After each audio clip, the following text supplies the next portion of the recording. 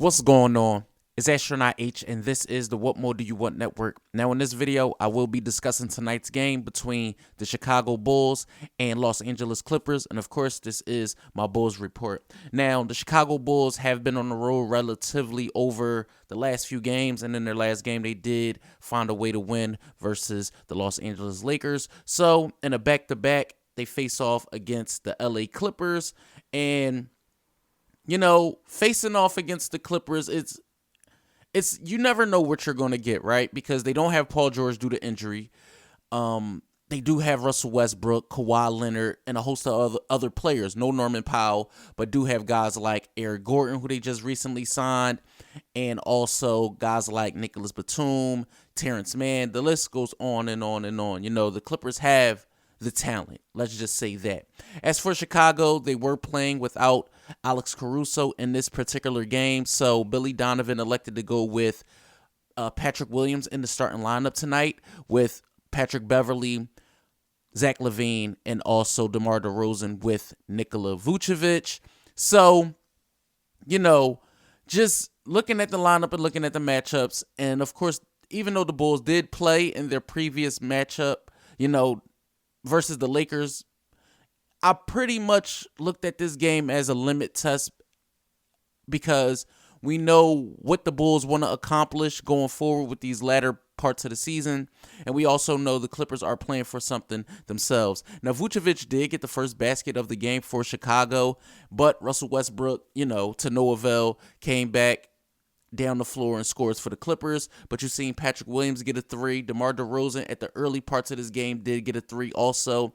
But the Bulls' perimeter defense was the story of the game. Just not getting out to shooters and not getting guys off the three-point line, but I'll get into that in the later parts of this video. Now, Vucevic was getting into the post early, and you've seen Patrick Williams' mid-range get going. And Vucevic points in the paint were definitely something that I could see that Billy Donovan wanted to do early and often, and that's one thing that I always like to see Vooch get touches early in the paint. Now, Zach LaVine was aggressive early, but the Clippers' threes was the story of the first quarter. You've seen Kobe White get to the rim early. You've seen Andre Drummond add an impact off the bench by getting to the rim, and DeMar DeRozan had two early threes. Now, the Bulls, to close the quarter, did have an inbound violation. Kobe White didn't get the ball inbounds soon enough, but that didn't really hurt because the Clippers did the same. They turned the ball over back to the Bulls, and that led to a Zach LaVine bucket to end the first quarter, and the Bulls were up 32-27 after one. They were winning the basketball game after the first quarter. So into the second, the Bulls, They lose Plumlee, and he scores to start the second quarter. But you've seen DeMar DeRozan's mid-range and the Clippers' threes. And this is where things started to get on a slippery slope for Chicago. The Bulls started to turn the ball over, but you did see Zach LaVine get to the rim. Patrick Beverley, three. A Vucevic, three. Just Gordon started to have a half. And by Gordon, I mean Eric Gordon. He was letting the three ball fly early and often in this basketball game. But Vooch was getting into the post, whether or not it was against Plumlee or Zubac. You seen Patrick Williams still continue on what he was doing in the first, but the Bulls were just not matched up on defense. You seen Nicholas Batum join the party with the three, and the Bulls, their scoring started to slow down. But Zach LaVine, again, started being aggressive, getting into the rim. But there were 11 made threes by the Clippers, and the Bulls found themselves down 62-55 at halftime. And after 24 minutes of basketball, I looked at it, I said, okay, the Bulls aren't down double digits, so the window is right here. The window of opportunity is right here. You make some adjustments, and you see where the chips fall going into the next 24 minutes of basketball. Now, DeMar DeRozan did get the scoring started in the second half, and you seen him come out and be aggressive, but Nicholas Batum could not miss from three. He looked like Steph Clay. He looked like Stephen Clay. That's what he looked like. You seen a technical foul called on DeRozan behind, I don't know what was said, but he did get a technical foul called on him But the Bulls just couldn't get out to the shooters. They found themselves down as much as 15 at one point in the third quarter. But make no mistake, Patrick Williams did have a great offensive outing tonight.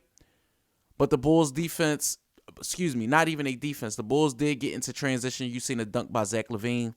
But the Bulls defense was just horrible. They were not getting out to the shooters at all tonight. The Bulls were down 19 and found themselves down 22 after 3, and that score was 99-72. And, being down 22 going into the fourth, you say, okay, we got to find a way to chip away early and often. You're not going to get it all back at once. It's no way you were going to be able to sustain stopping them and scoring at the same time. And I feel like that's what happened.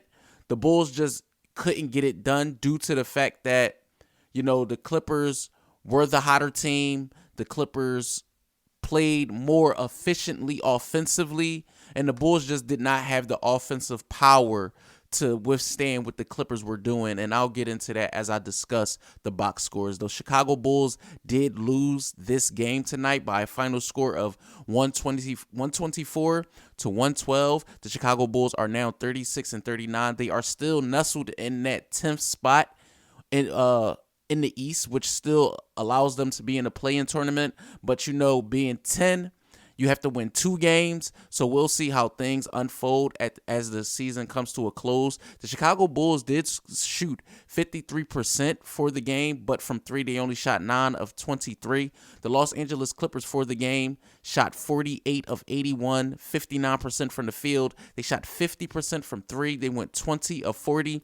And if any team in the NBA can make 23-pointers, you are not going to be able to beat them. I don't care who you are. That's just the way it goes. As far as points in the paint, it was 48-48.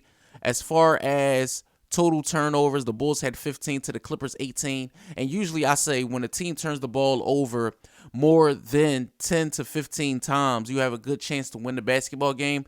But when a team shoot lights out, man, it's nothing you can really do about that. You tip your hat to the Clippers for shooting the ball as well as they did, especially Nicholas Batum and Eric Gordon. But I'll get into that. As for the box scores, Patrick Williams did have 16 points. You had 21, 7, and 5 from DeMar DeRozan, 20 and 8 from Vucevic.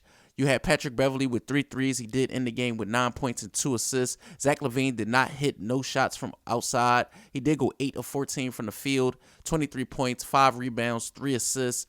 You seen an appearance by Dalen Terry in garbage time. He did have 4 minutes played with 2 points.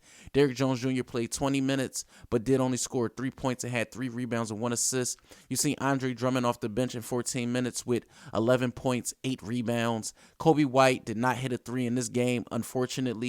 He had 7 points, 5 assists, 1 rebound. Ayo Dosunmu went 0 of 5 from the field and did not score at all in tonight's basketball game.